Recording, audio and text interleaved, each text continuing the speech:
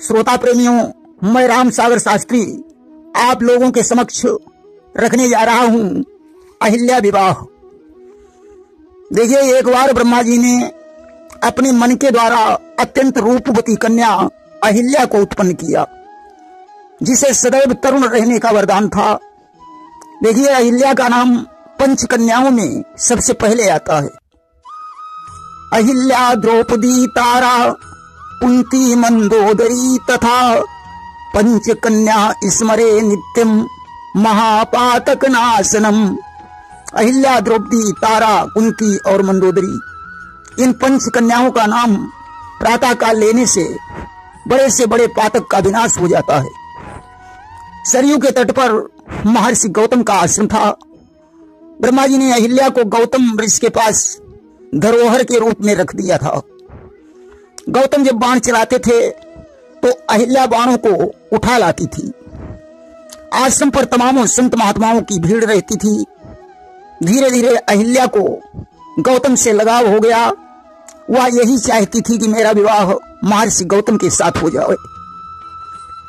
अहिल्या की सुंदरता पर सारे देवता मोहित थे।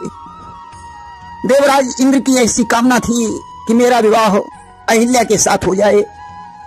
अब ब्रह्मा जी विचार करने लगे कि अगर हम अहिल्या का विवाह गौतम के साथ कर देंगे तो सारे देवता नाराज हो जाएंगे, इसलिए इसके विवाह के लिए कोई शर्त रखनी पड़ेगी। एक बार ब्रह्मा जी ने एक सभा जोड़ी और उसमें उन्होंने सभी देवताओं और मुनियों के समक्ष एक शर्त रखी कि मैं अपनी पुत्री अहिल्या का विवाह उसी के साथ करूंगा जो त्रिलोकों की परिक्रमा करके सबसे पहले आएगा। शर्त को सुनकर गौतम ऋषि सबसे पहले त्रिलोकों की परिक्रमा करने के लिए निकल पड़े। देवराज इंद्र ने देखा कि गौतम तो चले गए, मुझे भी जाना चाहिए। आज ऐरावत हाथी पर सवार होकर इंद्र भी परिक्रमा करने के लिए निकल पड़े। अन्य देवताओं ने देखा इंद्र तो चले गए, हमें भी चलना चाहिए। और निज निज वाहन भयउ सवारा, कीन गवन नहीं लाए उबारा। कोई तो पहले आकाश को गया, तो कोई पहले पाताल को गया, कोई पहले मृतलोक की परिक्रमा करने गया। बहुत से संत भी विवाह के लालच में परिक्रमा करने चल पड़े। गौतम जी भगवान शालिग्राम के परम भक्त थे। उन्होंने शालिग्राम को अपनी झोली में रख लिया और परिक्रमा करने के लिए चल पड़े। चलते चलते बेचारे थक गए। शाम का समय हो गया, संध्या वंदन की बेला थी। गौतम ने एक पवित्र नदी में स्नान किया और भगवान शालिग्राम की पूजा करने लगे। शालिग्राम ने प्रसन्न होकर कहा, गौतम, तू त्रिलोकों की परिक्रमा करना छोड़ दे। मेरी परिक्रमा करने से त्रिलोकों की परिक्रमा पूरी हो जाएगी, क्योंकि तीनों लोक मुझी में व्याप्त हैं। गौतम ने भगवान शालिग्राम की परिक्रमा कर ली और वापस लौट आए। ब्रह्मा जी से बोले, विधाता, मैंने तीनों लोकों की परिक्रमा पूरी कर ली है, इसलिए अहिल्या का विवाह मेरे साथ होना चाहिए। ब्रह्मा ने कहा, अभी कोई देवता वापस लौटकर नहीं आया, तुम्हारी परिक्रमा कैसे पूरी हो गई?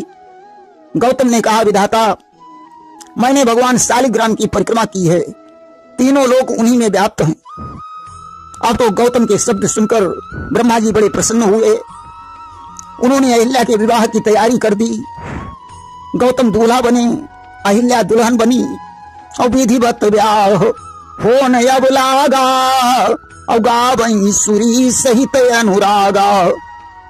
ब्रह्मा जी ने सागर कन्यादान किया।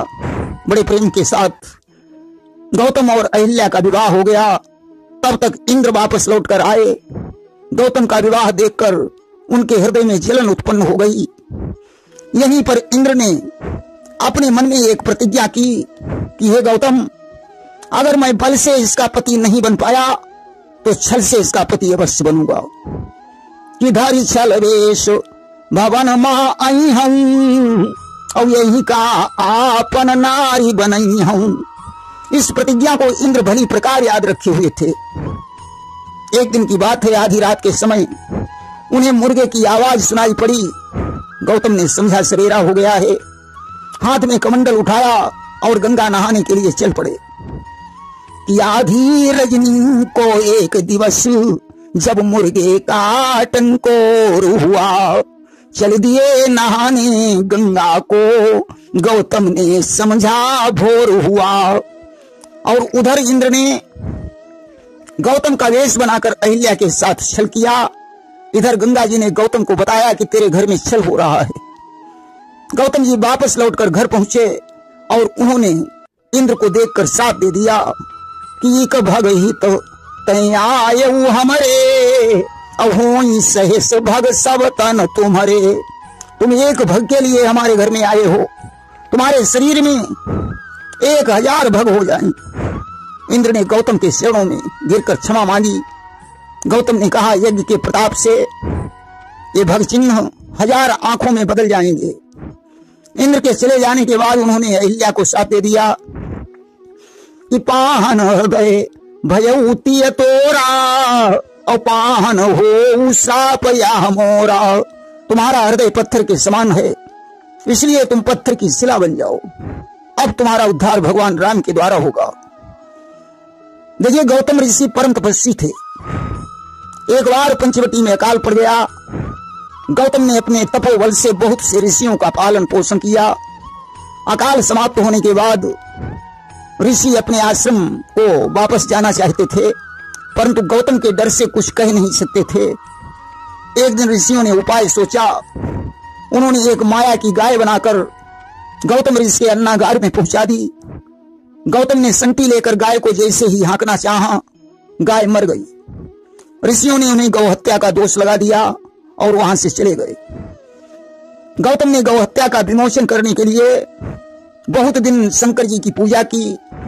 शिव ने प्रकट होकर उन्हें बताया कि तुम तो वैसे भी निष्पाप हो, ये सारी चालाकी ऋषियों की थी। अब तो गौतम को ऋषियों पर क्रोध आया। उन्होंने साथ दे दिया कि दंड का रण जलकर भस्म हो जाए और वहां निशाचर निवास करें। जब भगवान राम दंडकारण्य में आएंगे तो ये फिर से हरा भरा हो जाएगा। देखिए, सतानंद जी गौतम के ही पुत्र थे, जो निवंश के पुरोहित माने जाते हैं। प्रेम से बोलिए वृंदावन बिहारी लाल की जय।